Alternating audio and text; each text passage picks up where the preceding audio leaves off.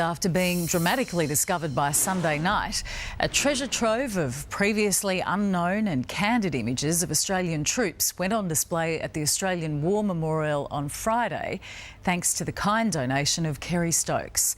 The lost diggers of Vignacourt were discovered in the attic of a French farmhouse, one of the most important World War I finds ever made. I think these images particularly attract people. Why are they different? Because they were unknown, because they were discovered. There was no history.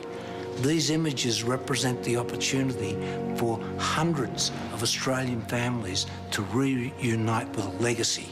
A great legacy they had, and these photos are the key to hundreds of families reuniting again. We found them.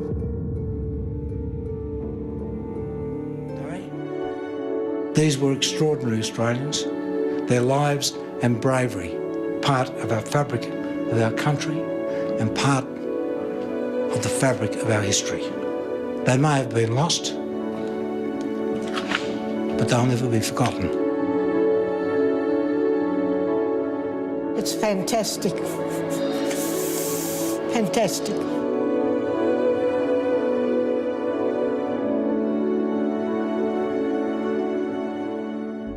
As a journalist, you try and predict sometimes. You do these great stories, you work for months and months and months, and you think, crikey, this is going to be a ripper.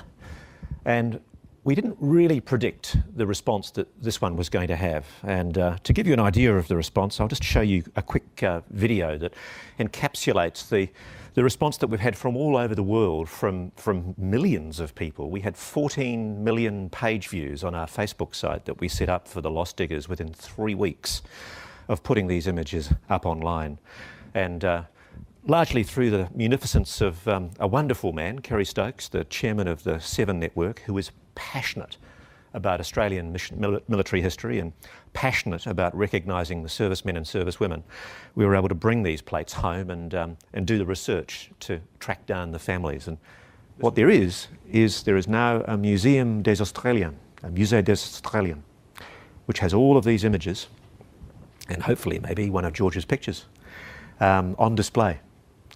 And the lovely thing about it is if you rock up at the right time, maybe during the school holidays in France, all the kids there have memorised the story of an individual soldier, Jim Holland and Angus Wilson.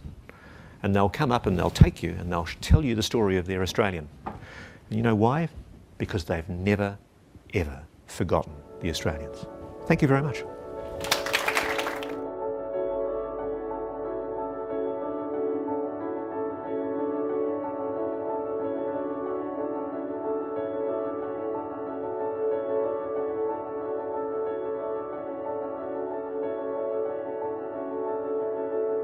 The Victoria Cross, the highest military decoration, awarded for valour in the face of the enemy.